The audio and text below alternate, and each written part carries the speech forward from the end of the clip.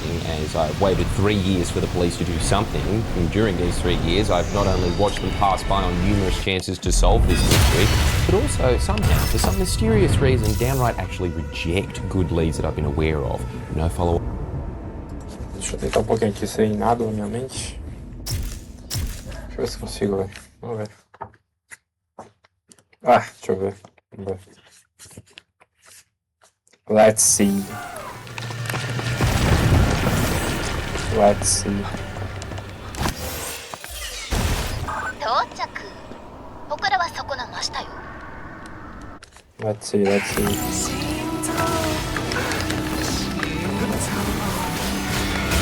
いつ何なの？こいつが祠の封印を守るような。さっきも見たでしょ？それは分かってる。ヤクモ、敵は人間じゃない。危なくなったら退避して。ちょっとそれじゃあ私と美咲が危ないでしょ。それにこいつに勝てないようじゃ黒龍には到底太刀打ちできない。伝承通り黒龍を殺すんでしょ。ヤクモ君なら勝てます。カラス一門の次期棟梁なのですから。問題ない。お前を始末。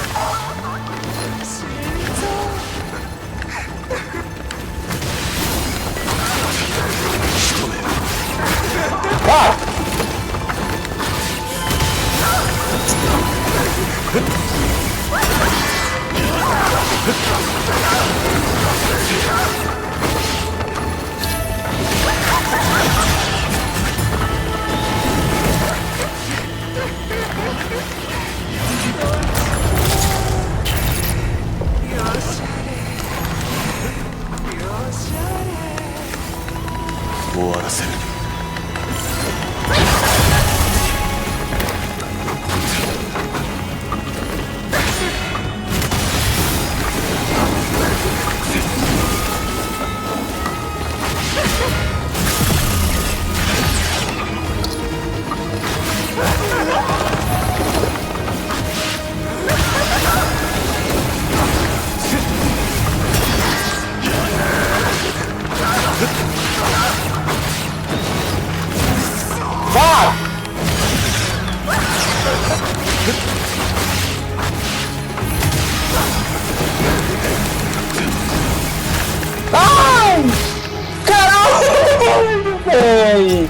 Tá muito perto, velho!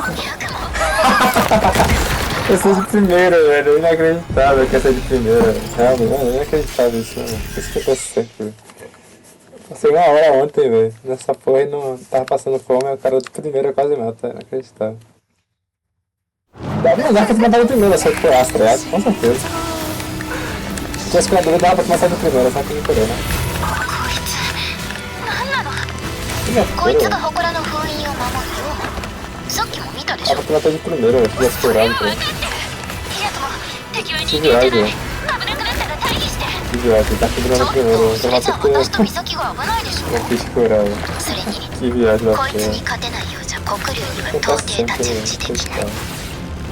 伝承通り黒龍を殺すんでしょ。ヤクモ君なら勝てます。カラス一門の次期棟梁なのですから。問題ない。お前を始末する。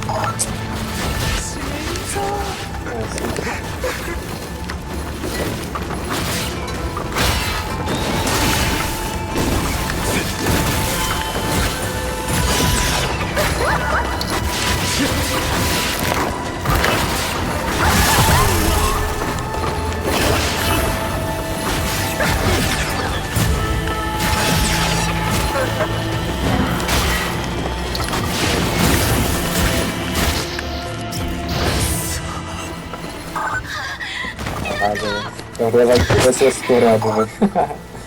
Que viagem, né, mano? O que acontece, cara? É muito estranho isso, né, velho? Sempre o primeiro, depois de um tempo, o cara volta mal bem. Que engraçado.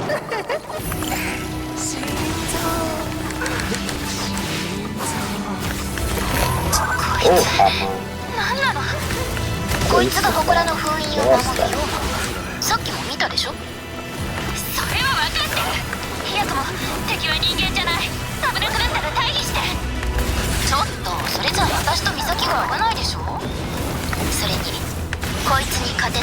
黒龍には到底太刀打ちできない。伝承通り黒龍を殺すんでしょ。ヤクモ君なら勝てます。カラス一門の次期棟梁なのですから。問題ない。お前を始末する。Coisa mal fácil, isso é horrível, velho.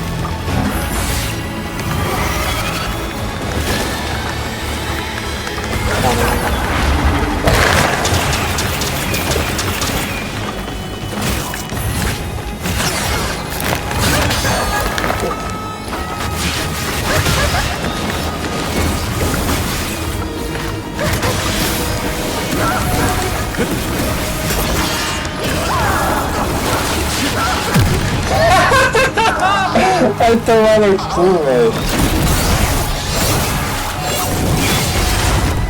とどめだ。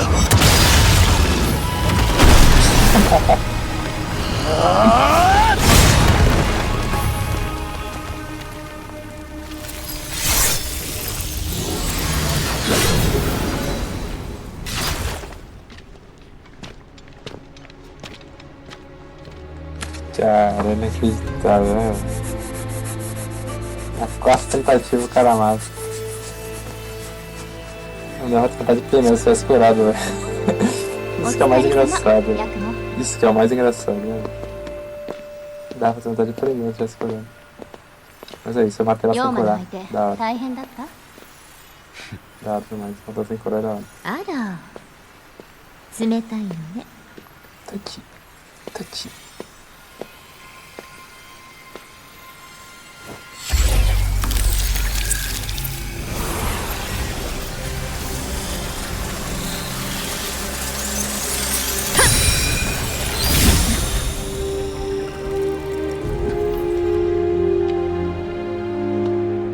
Sa, 寝て。ああ、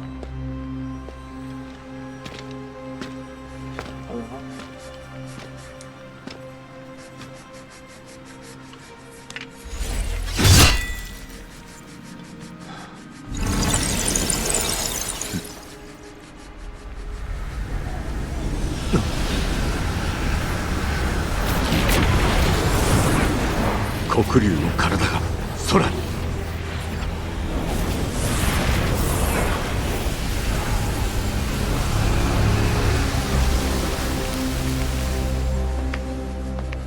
よくできました。あなたのおかげで黒竜の封印が一つ解かれた。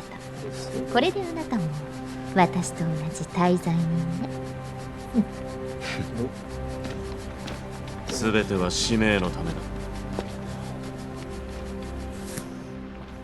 Matei a Creed.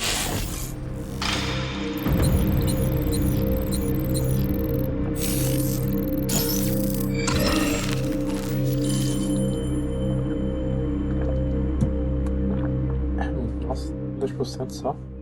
Só. Ué. Caramba.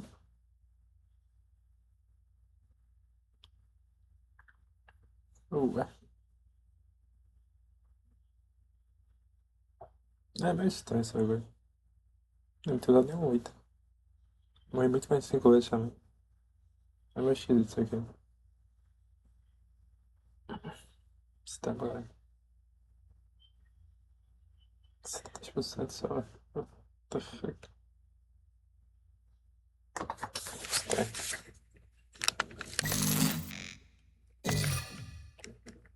Strange.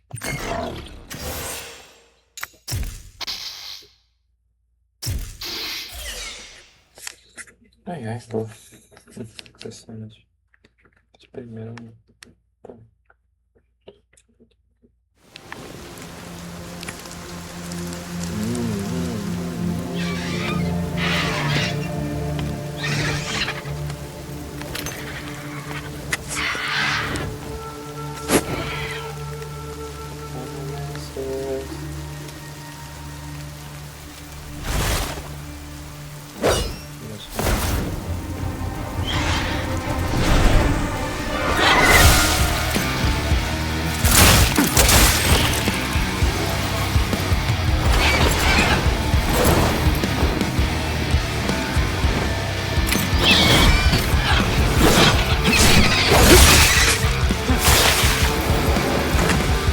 CGI, amassado, não quer se não mata ele.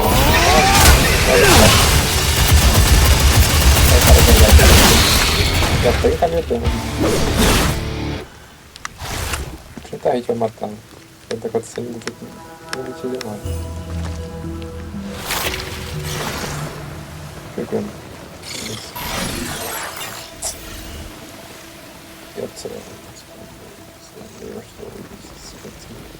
Super time, please play.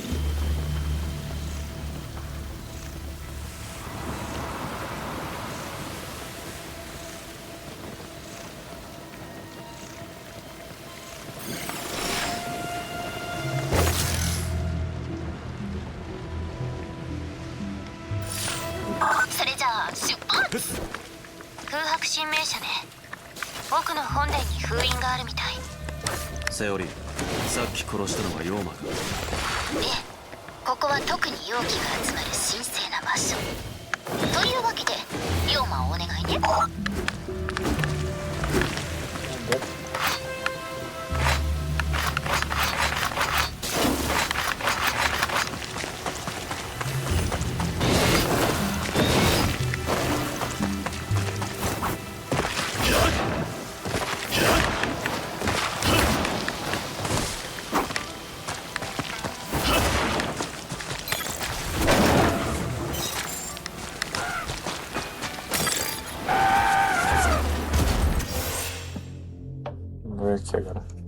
poor interest. It's been a joke.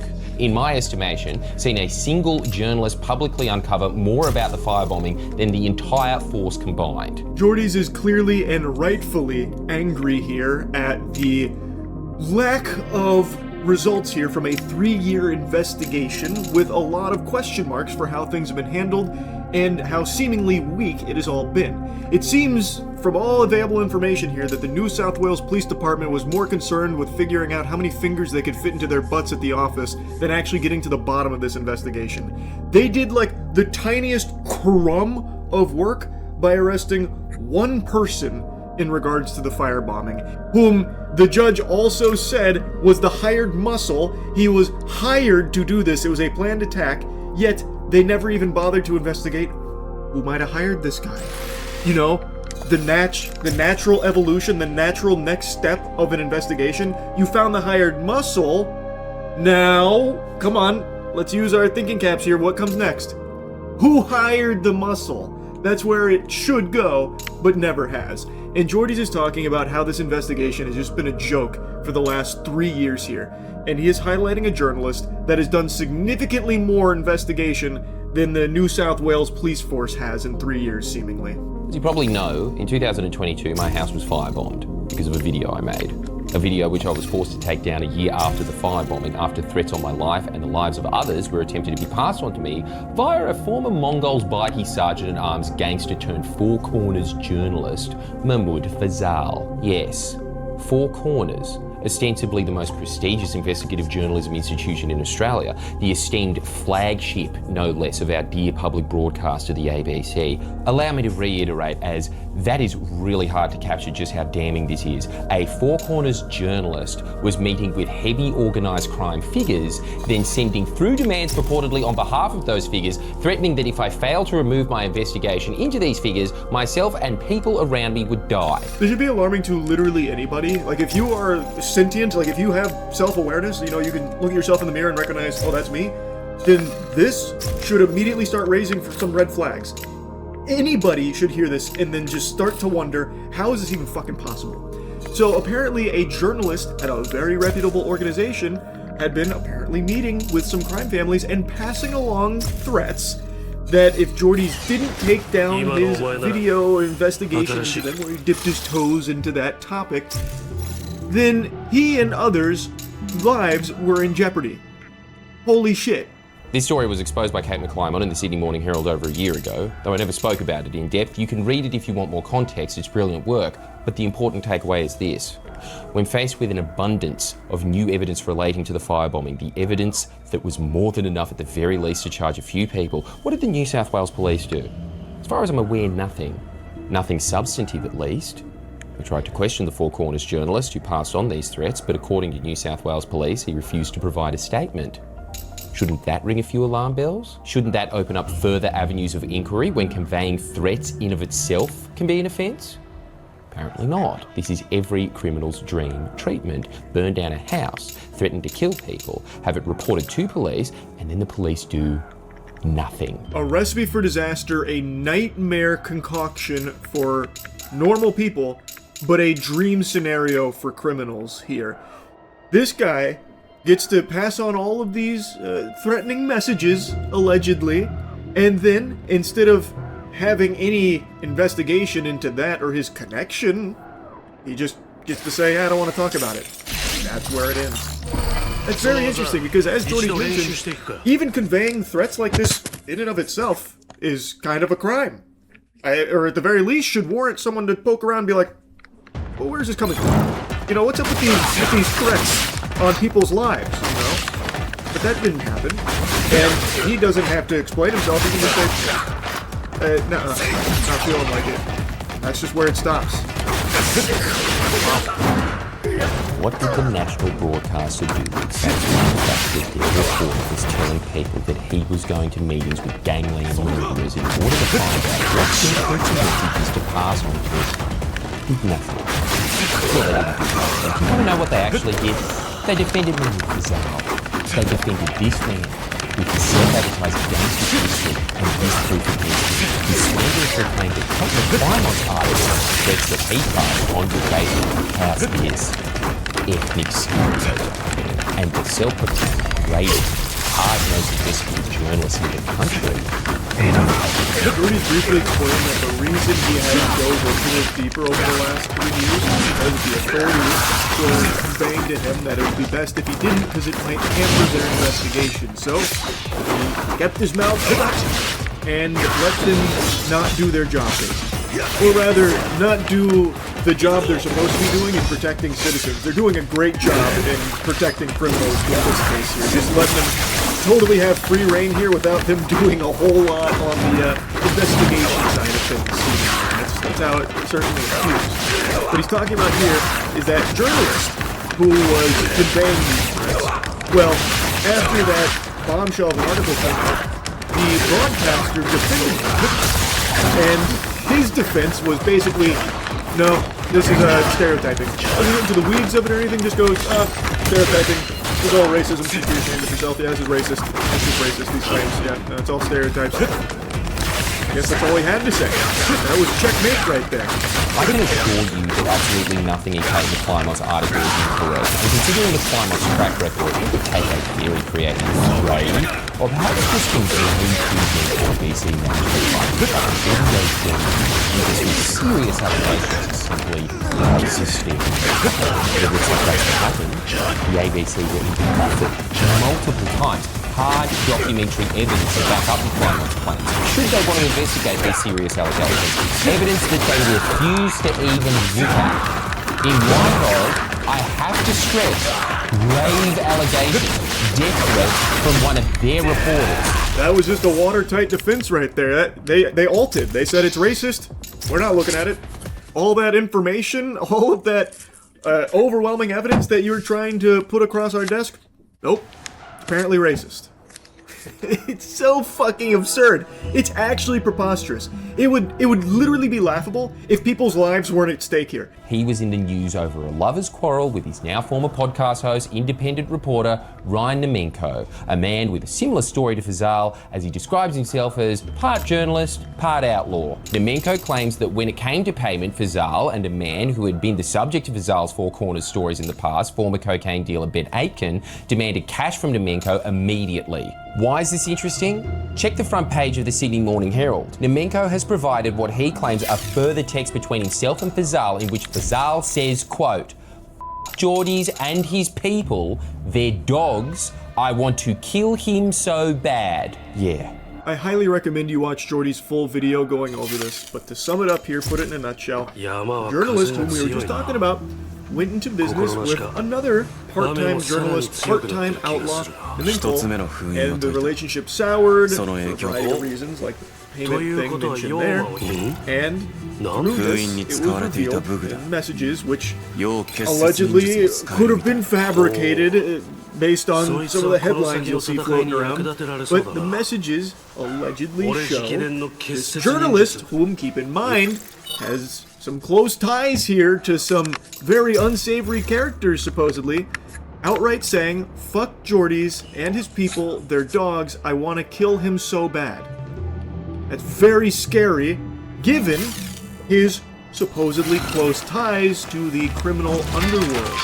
The man who I know for a fact said he was meeting with organised crime figures in order to ascertain what message to send to me from them. The man who ABC and police failed to investigate is now reported to have said he wants to kill me.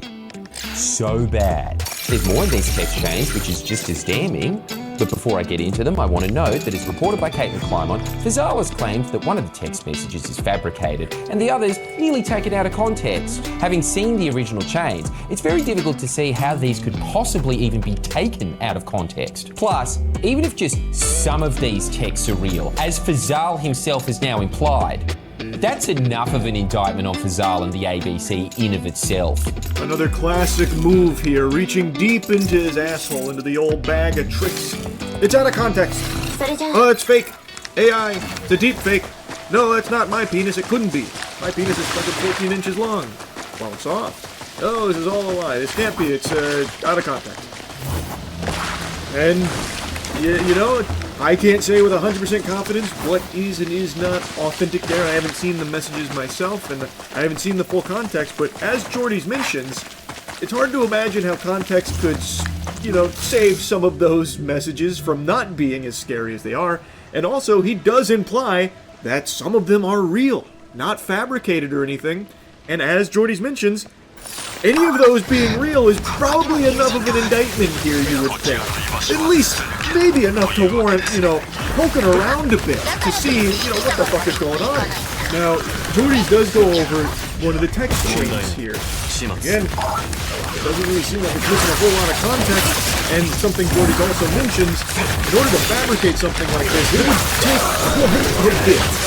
Now, Jordy's had released a video 3 weeks ago about the firebombing updates, where that one arrest has been made, and Jordy is going about how it's very weird how some of these journalists, these ABC-affiliated journalists, have such deep access to these bad guys. In response, Nemenko has claimed that he and Fazal had this exchange. Ryan Nemenko, we all sweet to do it too, or has that issue with Shane's rattled you? Jordy and his people, they're dogs. I want to kill him so bad. Ryan Nemenko. Are you f***ing serious? Over something you didn't do? Leave it. It's not your place. Mahmoud Fazal. Bro, Alameddin still want to hit me. I need to make up to him with this pod and we will kill him. Better him than me, but f*** him. We should do a pod on that and get my story out. Just leave it. I'm not willing to speak about it because let's be real. You sent the threats. They you.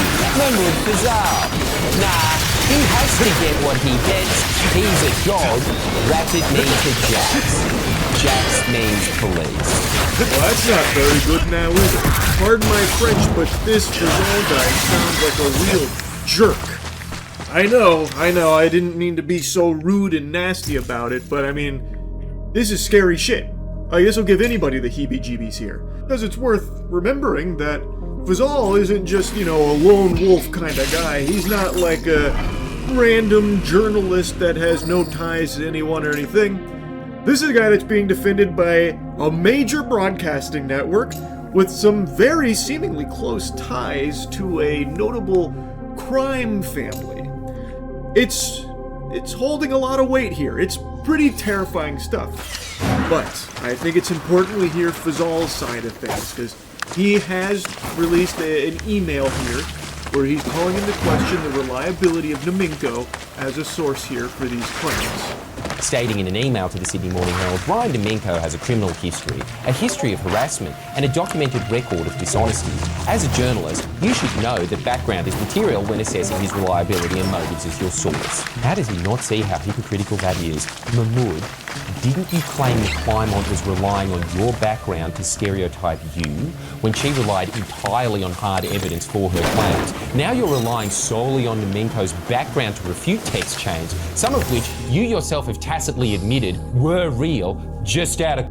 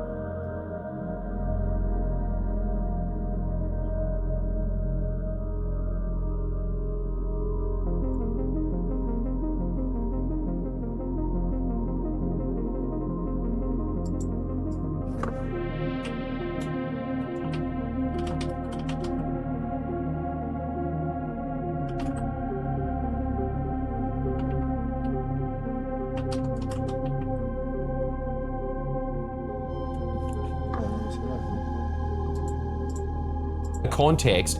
Again, how? What's the context in which any of this is okay? Please enlighten us. Plus, you have provided no hard evidence to the contrary, just Nominko's background. Whoa, pump the brakes, hold your horses, no hard evidence. Fazal provided the hardest evidence there is. He provided evidence harder than fucking tungsten. His word. And his word means everything. Didn't you read in the email where Fazal said that you can't trust Nominko? And if Fazal doesn't trust him, then how am I supposed to trust him? Fazal has never given me any reason not to believe him and his word. Well, of course, other than that very clear, despicable hypocrisy that Jordy's pointed out, where when Fazal himself was faced with some very strong allegations with very strong evidence from a journalist, he claimed that it was all ethnic stereotyping, all about his background, so we have to just disregard it because it must be racist and nothing else. But now in this case, he wants to rely solely on Nominko's background here, so that way we can write off all of those pesky text chains that are coming to light here.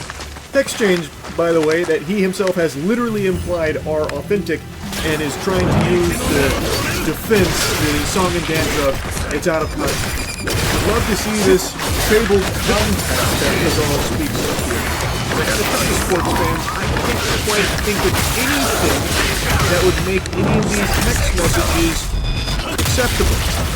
All of this seems very highly illegal and extremely horrifying for friendly Jordy's here, and his saying him saying, oh, some of it's fabricated, but then also it's out of context. There's clearly a clash there in those two statements.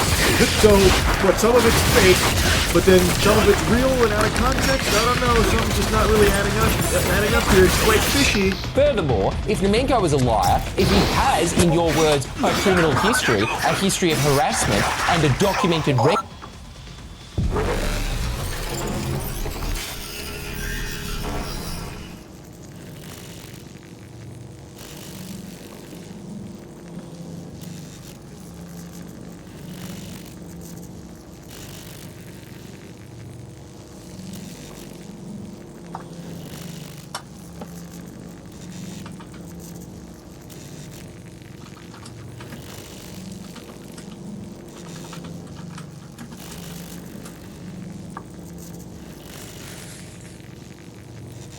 Record of dishonesty, why start a business with him? Why start a journalistic endeavour with him, where the sole purpose should be to expose the truth? But I guess if those character traits are good enough for the ABC, they're good enough for Fazal. That part made me laugh. That's a really good point. Here's Fazal coming out saying, we can't fucking trust this guy. This guy isn't all horseradish. This guy is just a fucking baloney salesman. And then, if you stop for a second, the question would naturally pop in your head, well, if you feel that way about him, why the fuck did you go into business with him? Why would you go in a journalistic endeavor with this guy whom you're coming out and shitting on like the entire history of and everything that he ever has done and will ever do? Why would you be in business with him in that case? I don't know if it definitely is very strange, isn't it? Quite peculiar. Seriously, this really needs to be emphasised because this is so damning, not just for Fazal, but the entire ABC as an institution. What is a Four Corners journalist doing passing on threats to other journalists and demanding cash from this person? And why did it take until now for the ABC to even acknowledge that that might be a problem? That's a great question. I'd love to hear more from the ABC about that. That is very interesting. Why is that the case? Some real big food for thought, isn't it? I'm gonna go ahead and stop playing clips from it here, but I do, like I said, highly recommend you watch the full thing, especially the ending. It is beautifully said by Jordy's at the end of this video. There is so much wrong here with this whole case. So many questions left unanswered, so many problems still present that are seemingly just being brushed to the side here from authorities. Something needs to change. Jordy's is in a legitimately very difficult situation where his life does appear to be in jeopardy from these horrible, scary people, and nothing seems to be being done about it. It doesn't seem like there's any real action from the New South Wales Police Department here. It doesn't seem as though anything is actually being thoroughly investigated to try and protect Jordy's or his team in their reporting and their coverage over actual crime. That's an issue. That's a really big deal. And I'm really hoping for the safety of Jordy's and his whole team. They, like I've said for years, they do great fucking work. And the way that they are treated there by the powers that be is deplorable, downright evil. Anyway, though, like I said, I just wanted to blabber about this a bit. Please watch Jordy's full video. That's really about it. Yeah.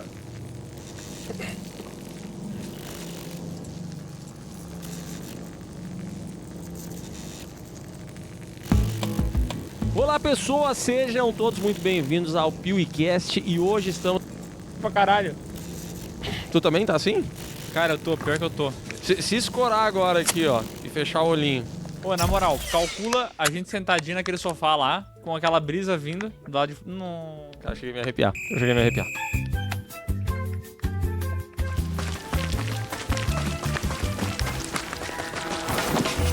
Bom, hoje vamos responder vários comentários. A primeira produção que temos aqui pra responder é filmes que você não pode assistir dublado.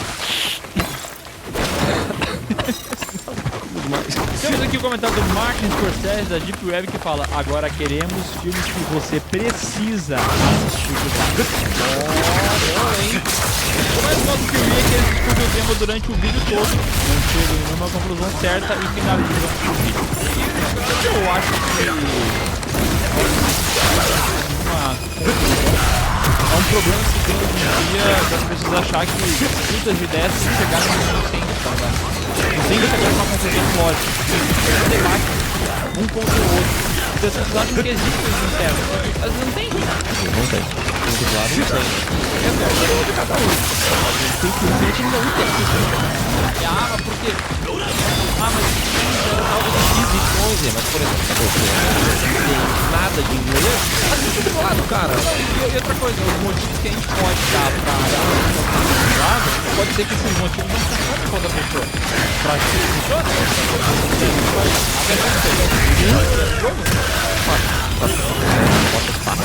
Eu acho que sim, ela definitivamente tem um certo e errado em cena, um bom e mal. Eu adoro agora tem no fim do ano, dá certo isso aí em algum podcast, situações da CCXP e tal. E aí a gente faz um podcast que não é o nosso. Eles chegam pessoas que não nos acompanham, sempre tem os comentários definindo, né? Tem uma leitura, no caso, de toda a nossa visão social, econômica. Você tem alguns motivos que vão traçar um perfil. E toda vez que eu leio o perfil traçado, sabe que eliminou perfeitamente. Eu realmente não gosto dessas convicções, cara. Não, essas são um cara repete de convicções assim. Me chama a atenção esse caso da Tatá e do Cruzeiro, né? Terminaram aí teve uma treta, que é Maurício Meirelles, terminaram. E aí você já vê no WhatsApp, no Instagram, no Twitter, eu acho que eu tô falando disso pessoal, né? Agora é que as crianças estão crescendo, estão ficando bem, o Cossielo, só porque ganhou um shape, pensa só nele e deu um pé na bunda da Tatá pra poder aproveitar as mulheres. Tipo, como que tu tem tanta ciência sobre o que está acontecendo se tu não vive no calçado dele, cara? Eu também ouvi o outro lado da história, tá? Acho que faltou ouvir isso, mas é que a Tatá andou mudando nos últimos anos. Os interesses, o perfil dela, andou discutindo com algumas pessoas, então parece que também ela tá numa fase assim que não tá muito fácil de lidar, entendeu? Ouvi falar dessa parada. É, porque também ouvi um que esses tempos chamaram no pod dela de um cara que trabalhava naquele negócio do aeroporto lá, que eles fazem aquele programa. Como é que é? Sim, o Área Restrita. É, tem um Marco, depois não sei o nome do cara, mas ele foi nesse programa e rolou uns olhares ali com a Tatá. Caraca! Então, o que eu quero dizer com isso? Todo mundo tira 1 milhão de conclusões sobre todas as coisas e ela tem tanta certeza sobre isso, né? Eles podem falar que aconteceu tal e tal coisa. Quem tá lá? Você tá vivendo na vida deles, mas as pessoas sabem, eu acho impressionante isso. E aí tem várias discussões também, né? E sempre tem nos comentários as pessoas discutindo porque e tal. sabem, né? É verdade. A gente tem um pouco de sorte, as pessoas até que nos conhecem, né? Mais ou menos assim.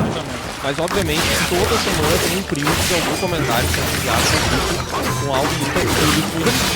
E geralmente a gente não sabe o que tiraram a conclusão. Dá pra ver no olhar dele, no modelo, não sei quem. Sempre ouvi um cara que falou assim: claramente o Miguel e o Léo não são mais amigos e gravam apenas pela empresa. E aí acertaram, é verdade.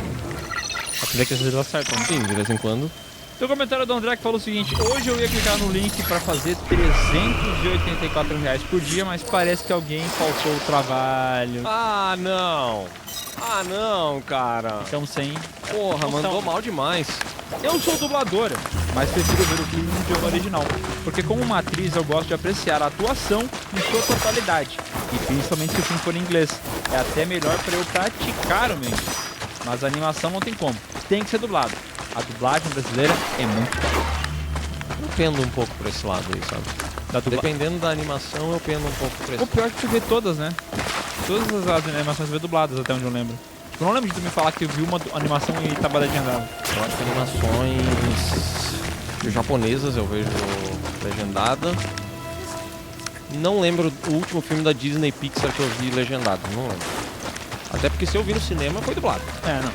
E se eu vi em casa, cara, eu não lembro. Não me recordo da última que eu assisti legendado, não. さっきのって Eu acho curioso, né? Porque a gente tem esse problema quando vai no cinema e é uma animação da Disney. A gente nem se preocupa, tipo, Nem um vai pouco. ser dublado ou não. Nem um pouco.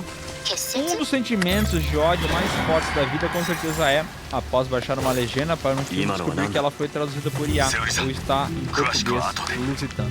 今は先を De 急ぎま fato, し não ょ dá pra aguentar nem 5 minutos assistindo. Vai dar dor no âmago. Não tem como continuar. Não tem como. Sobre doramas e afins, é justamente por esse pensamento que muita gente americana não assiste legendado. O que você sente ao ver doramas em coreano é a falta de repertório cultural. Isso é, entender como aquela cultura apresenta suas histórias, com suas características, e estar aberto ao ouvir. Eu também estranhava no início, mas em pouco tempo Olha lá. então por isso que Você já ia falar rapidão. mais do que ela tá falando sobre a tonalidade, né, da fala do dorama comparado do lado de 10 Entendo ela. A gente é fácil desenvolver uma escutativa, prestar atenção genuinamente no que as pessoas estão falando, e muito é fácil estar aberto a novas ideias.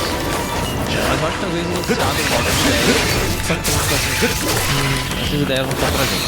Porque tem vezes que realmente não tem. Eu acho que, para além do... Ela tá analisando o repertório cultural de um ponto de vista, mas é um prisma, né? E tu pode analisar de vários pontos de vista. Tu pode analisar um dorama, por exemplo, ou tu pode analisar uma novela do ponto de vista de quem consome muito cinema. E aí tu vai assistir aquela novela e tu vai dizer, cara, a novela da Globo ela é muito bem produzida.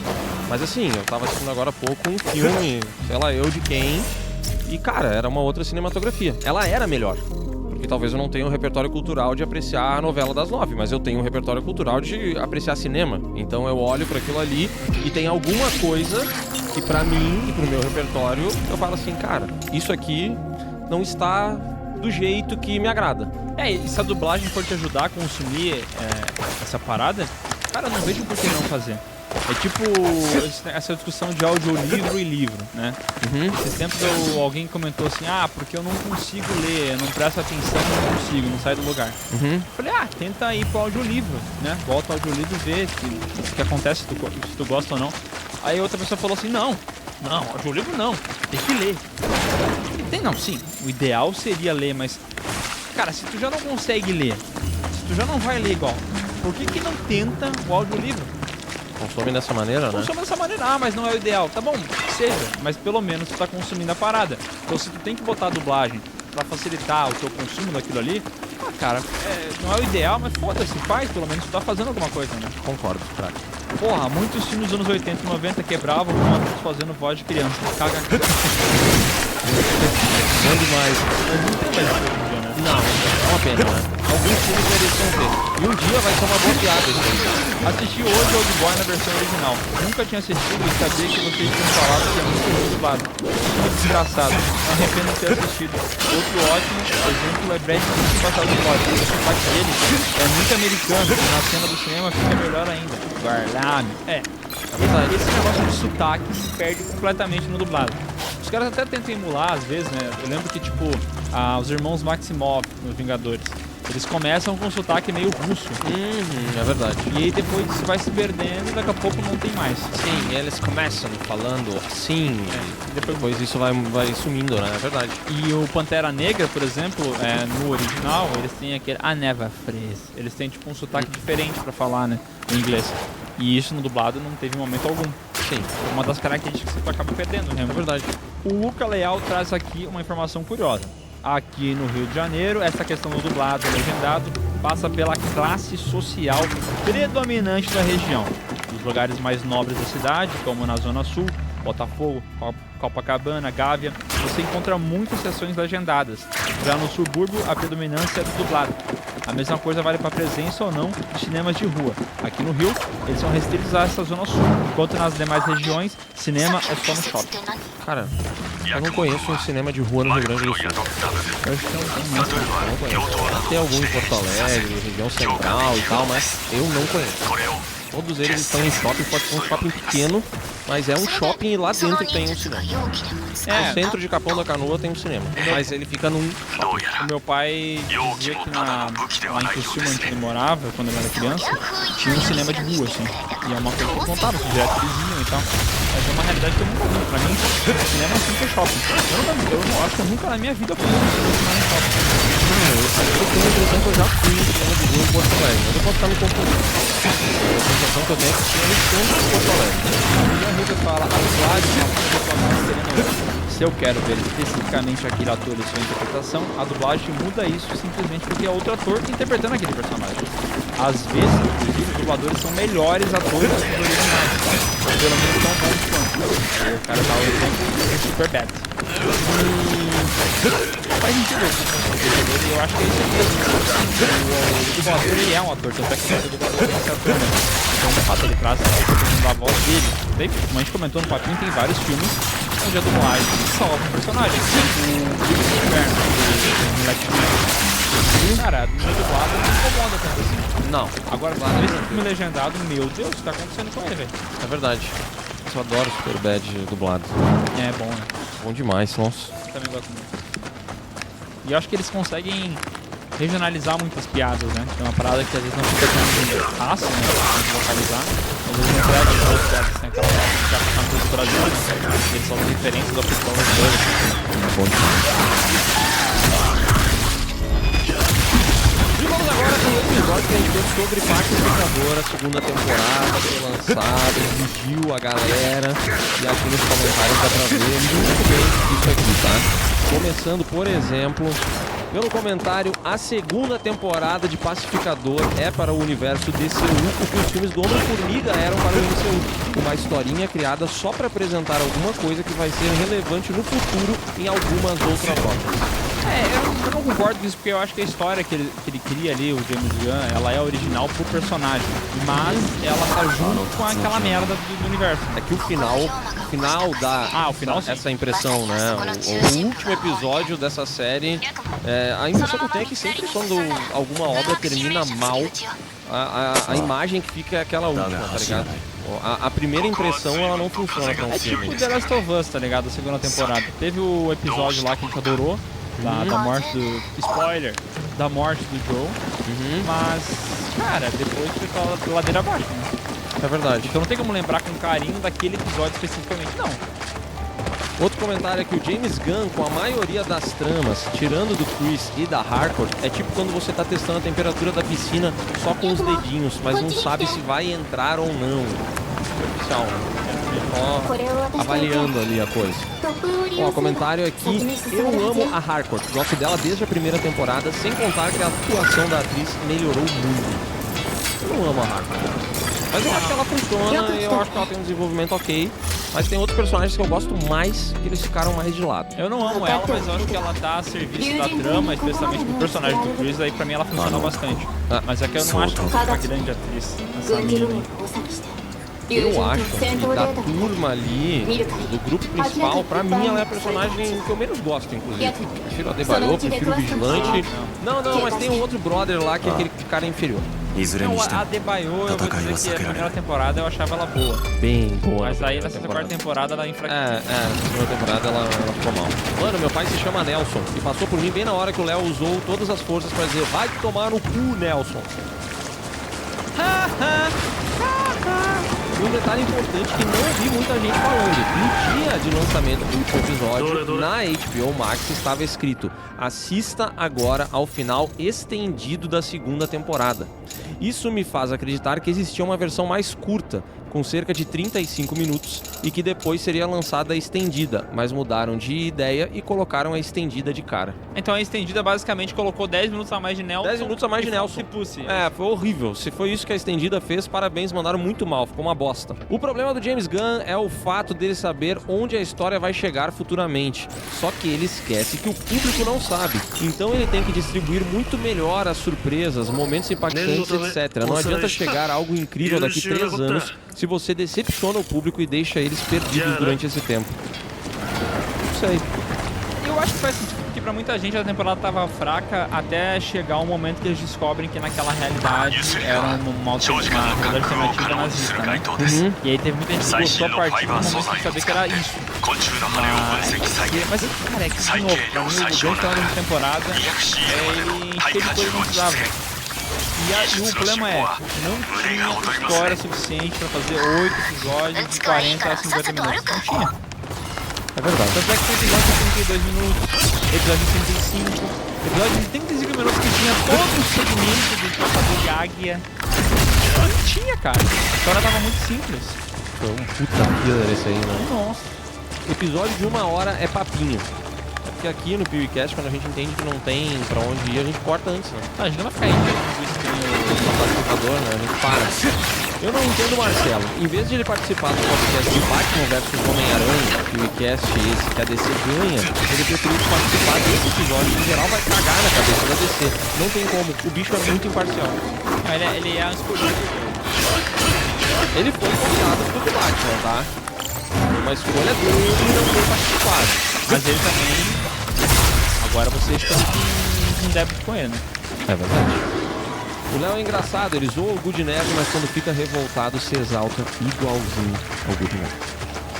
Cara, eu sou a única pessoa do Piuiverso que não zoou o Good Nerd. A única. A única. Não tem nenhuma outra que segue a postura que eu sigo. Nenhuma. Eu não faço isso. Tenta lembrar. Cara, eu curto não. Mas é que assim, eu não acho que o Léo tenha ficado exaltado. Ele foi exaltado. Por que o nerd foi exaltado também? Tem que comparação. Também não entendi. O nerd exaltado. Só pra você entender coisas com unhas e dentes, assim, né? Sei lá. Não deve ter exaltado, na verdade. Ele é todo meio exagerado, assim, mas não... Quem é a pessoa que mais se exalta? O Edson. Ah, o Edson se exalta com O Edson fica bravo. O Edson, ele se exalta fácil. O Marcelo se exalta muito. Quem que é o membro do PewCast mais irritado, mais pilhado, mais é fácil de tirar do sério? Mais fácil de tirar do sério? É. Puta, uma briga muito boa entre o Marcelo e o Edson. É muito boa. Porque o Marcelo, quando ele fica bravo, cara, tu vê que ele fica... E tu vê na cara dele que ele tá com muita raiva, assim. O Edson, ele se irrita e é uma metralhadora. Né? Ele fala uma coisa atrás da outra e vai embolando que ele tá com raiva e começa a xingar, filho da puta! Filho da puta! É verdade. E o cara mais pacífico é o Lucas Maia. O Lucas Maia não tem como tirar ele do sério. Tanto que aquela vez a gente cagou nas coisas dele e ele ficou de boa. É verdade, não tem como tirar ele do sério, da mano. A hora que você vier de novo, ele dá um soco na cara dele, da puta. Não vai vir mais também. Caramba, sim. Agora não. Miguel gosta muito do James Gunn, defende ele com unhas e dentes. Sim. Mas acho que é natural a gente defender coisas de pessoas que a gente gosta, né? Tipo assim, é que nem a gente com Tarantino. É difícil pra gente ver coisa ruim com Tarantino. E ele deve ter, mas é difícil. Tipo assim, tu consegue ver mais ou menos uma prova de morte, mas eu não tenho plano pra ver. Nossa, mas é que sim. Eu sei que são cara que segue de verdade, né? Nossa, eu acho que... Nossa, o gente deve ter comido muito bem. Não, essa comparação eu não gosto de ser. O cara que eu sei que é fanboy. Pra mim, cara, o Leonardo DiCaprio demora muito tempo. Pois é, eu não consigo ver se... Eu lembro alguém falou que a atuação dele, não tem uma atuação boa dele desde Ilha de Medo.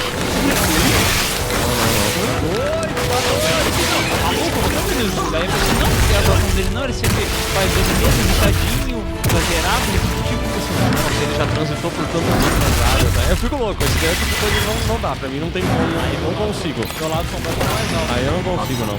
Acho incrível como o Miguel tava defendendo mais a série do que o Marcelo. Miguel, substituto do Marcelo, na Batcaverna. Eu pertenço àquele local. Meu sonho é gravar com o Gabriel da Batcaverna. O problema é que o Gabriel não gosta da gente. Você percebeu que ele faz de tudo pra não gravar com a gente? É, aqui até teve uma pessoa perguntando, né, por que o outro membro da Batcaverna não participa do podcast? Porque a gente gostaria muito de ter ele aqui, tá? E pra fechar, temos aqui o Chamo VAR, a gente fala sobre locais icônicos. Que faltou tipo a Vila do Chaves, faltou a Fenda do Biquíni, Springfield. E aqui tem um comentário muito legal que é o seguinte: como fazer até 500 pila por dia? Ah, esse daí é bom, cara. Putz, eu fiz e deu certo. Quero saber qual vai ser a fantasia do PewCast no especial de Halloween. Minha intuição diz que alguém vai de DiCaprio no último filme que lançou. E é uma fantasia simples que o Sescon podia fazer muito boa, né? Nossa, essa fantasia o Sescon tem, ele deve ter as roupas no armário dele pra fazer essa fantasia aí, cara. Vídeos dos amigos do Piuí com menos de 20 minutos estão querendo me obrigar a dar dislike? Menos de 20 minutos? Ô, louco. Tá 17. Faltou coragem ao Miguel pra falar que se fosse um programa sem coração seria o...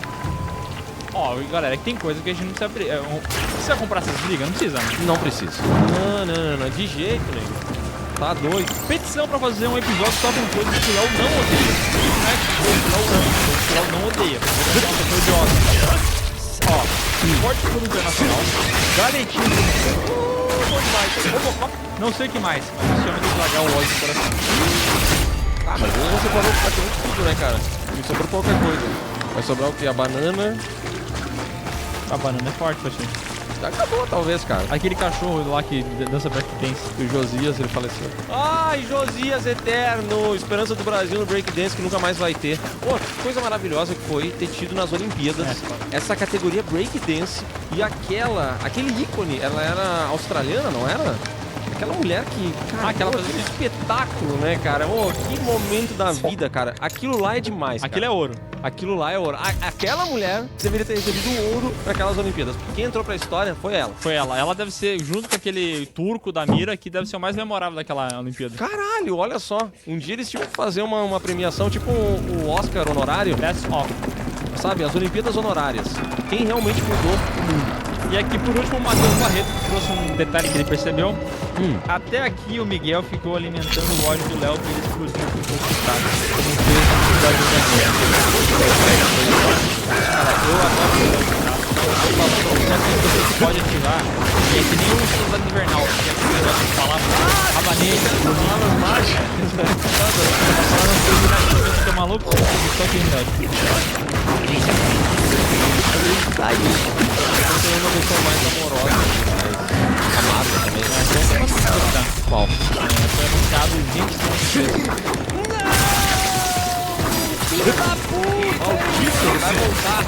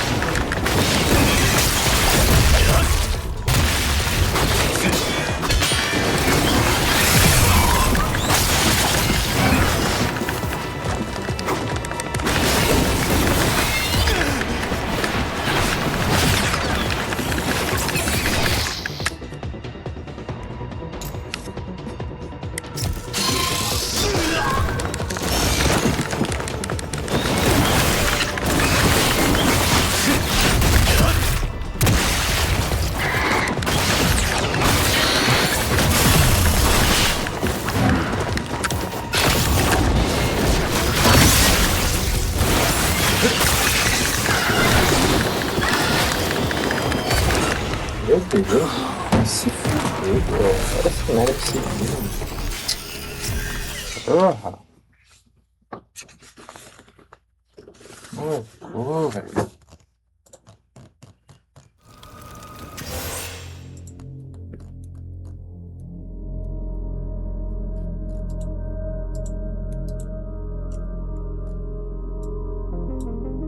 Essa é você.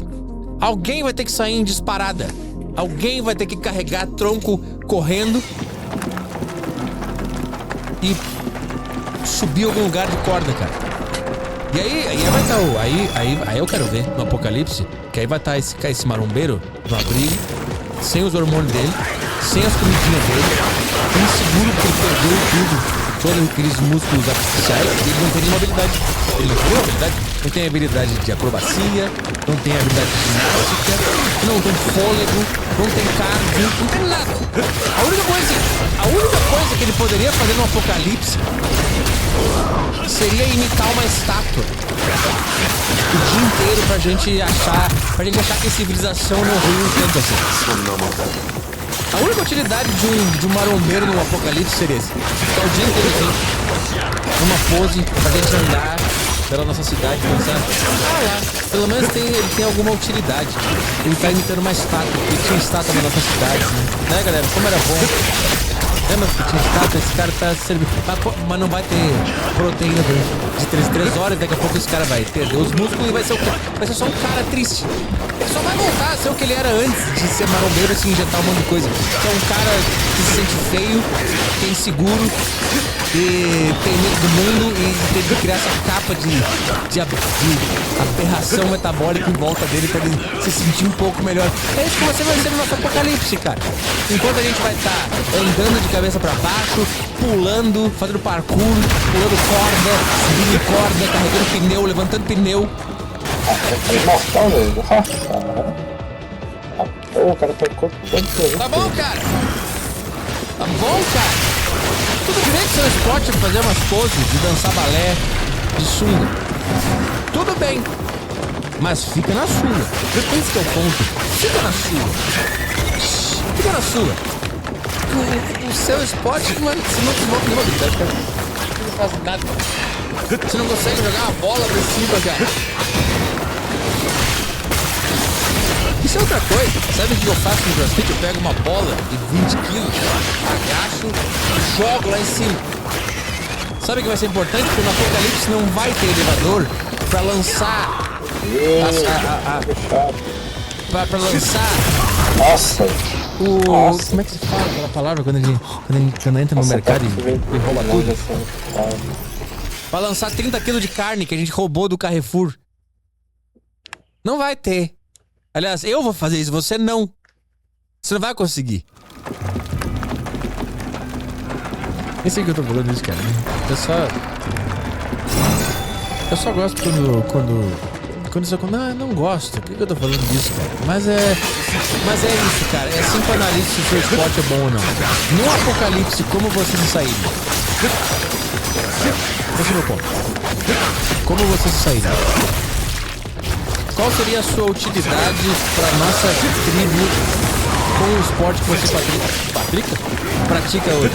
Se você faz jiu-jitsu, obrigado. Você vai conseguir brigar com a gangue rival. Você vai nos ajudar a bater no filho da puta. O cara vai roubar nossas comidas, você apaga o cara. Você luta boxe, obrigado, cara. Maneiro. Você faz crossfit, obrigado, cara. Você é muito útil. Você tem casa, você pode correr, você pode fazer várias coisas. Você faz powerlifting? Obrigado, cara. Você vai poder nos ajudar com coisas muito pesadas. Você carregar alguma coisa. Você pegar levantar um trator, puxar um Boeing que a gente achou no meio do nada. Obrigado, cara. Qualquer esporte. Agora, o da maromba, você vai fazer o quê? Tá bom, chega. Mas sabe uma coisa, cara? Eu gosto muito quando as pessoas entendem o ponto da piada. e expandem a piada. Então, muito obrigado a você. Eu recebi 2 comentários de pessoas que entenderam a piada. O Eduardo Dias, ele escreveu: imagina os caras do jiu-jitsu mostrando a orelha. Isso é um bom ponto, cara. Imagina se a competição de jiu-jitsu não fosse a luta de jiu-jitsu, mas fosse uma competição de orelhas. E eles entram no palco e mostram a orelha mascada, toda marrom. E quem tem a orelha mais mascada ganha o Mr. Orelha Mascada. Obrigado, Eduardo Dias, por entender o ponto da piada e expandir ela. O Gabriel mandou: imagina os caras do rugby, do futebol americano, levando as imagens de concussão. Sensacional também. Imagina se o rugby não tivesse o jogo, só tivesse um monte de atleta entrando no estádio, segurando raio-x do cérebro deles, que eles bateram um no outro e deu concussão. E ganha quem tiver o exame mais incrível. Isso seria incrível também, cara. E muita gente comentou também: imagina se o concurso de... O mundo tava assim, por essa lógica, o concurso de Miss Universo não devia ser elas desfilando, devia ser um vídeo delas vomitando. Ou eu digo outra, eu acho que seria melhor ainda se o concurso de Miss fosse cada Miss levando um balde de todos os vômitos que elas tiveram que forçar pra ficar magra daquele jeito. E quem tivesse o balde com mais vômito ganha o Miss Universo. Aí faria sentido. Aí faria muito mais sentido do que só andar sendo bonito. Ah, foi bonito. Ah, eu tô aqui andando. Não. Eu quero saber o que você fez pra ser bonito. Entra com um balde de vômito e me mostra o que você fez pra ser bonita. E outra coisa, Miss tem que entrar com os pais do palco, porque foram eles que fizeram isso. Concurso de Miss tem que ser um balde de vômito e os pais da Miss. É isso que eu quero ver. Você entra na frente segurando um balde de vômito e atrás vem o seu pai e a sua mãe. E vocês todos desfilam, porque aí eu vou saber o que você fez pra ser bonita. Como é que o seu pai era, como é que a sua mãe era e quanto você teve que enfiar o dedo na goela pra vomitar o donut que você comeu e não podia, porque senão você ia perder o concurso de Miss. Tá certo, cara. E muita gente usou esse argumento contra um contra-argumento da minha piada. Os caras falaram assim: nossa, que burro. Então o concurso de Miss tinha que ser os pais delas transando. Agora você tá me entendendo, cara. Nossa, que idiota. Então o concurso de Miss devia ser elas vomitando. Sim, exatamente isso que eu tô falando. Exatamente isso que eu tô falando. Eu não quero saber se você é bonita, eu quero saber como você é bonita. Eu não quero saber que você tem um tríceps lapidado. Eu quero saber como você fez isso. Então faz um tríceps na minha frente, leva o seu pai e um balde de vômito. Seu pai e sua mãe um balde de vômito e desfila vocês 3. Sim, esse seria o melhor concurso de Miss. E quem tem a mãe mais bonita, o pai mais bonito e um balde com mais vômitos. E outra coisa, eu tenho que analisar o seu vômito. Eu preciso saber o que você comeu, que você se arrependeu e que faria diferença. E você seria gorda se você não tivesse vomitado. Então assim, se você vomitou donut, brigadeiro, hambúrguer, você tem 10 pontos. Ah, se você vomitou ali pastelzinho, não. Eu quero coisa hardcore, cara. Eu quero saber que sacrifício você teve que fazer pra ficar bonita e magérrima. E como você resolveu? Outra coisa também, quero saber tudo. Quero saber tudo. Quero saber toda a linha. Toda a linhagem. Entra com uma área pro genealógico. É isso que eu quero. Tá bom, cara? Essa foi a minha semana. E a sua semana, bom, vamos responder perguntas do Patreon. Essa é a reta final. Rapidinho, vamos ver.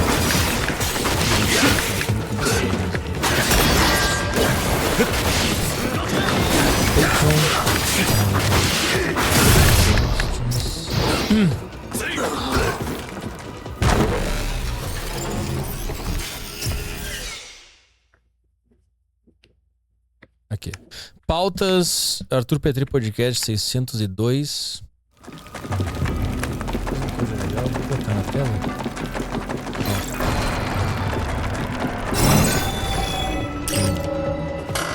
O que nós temos de perguntas? Andrizord mandou. Fale sobre o fenômeno das namoradas jogando Tekken / Mortal Kombat. Se como boa, te matou de todas as vezes. É verdade, cara. Cara, eu já vivi isso. Eu e a Bianca, a gente jogou muito Mortal Kombat. Não sei como é que o número tá agora, mas era o mais recente na época. E a gente se aperfeiçoou no nível ficar vibrado e brigado. Brigar porque, você tá roubando. Eu jogava com o Johnny Cage. E eu às vezes eu conseguia me dar uns golpes, aquele negócio verdinho. Que ele joga e eu não deixava ela levantar. Sabe quando você pega o timing que se consegue fazer o boneco da pessoa não levantar nunca, sempre que ela levanta, você já deu uma, ela já caiu, você já mandou uns golpezinhos, e você consegue calcular exatamente qual lugar do mapa, do timing, de como você tem que apertar o controle, pro bonequinho dela nunca mais conseguir se mexer, está sempre apanhando. Cara, às vezes eu achava ela achava também que ela jogava com a Kitano, e ela jogava aquele slack, e às vezes eu também ficava irritado.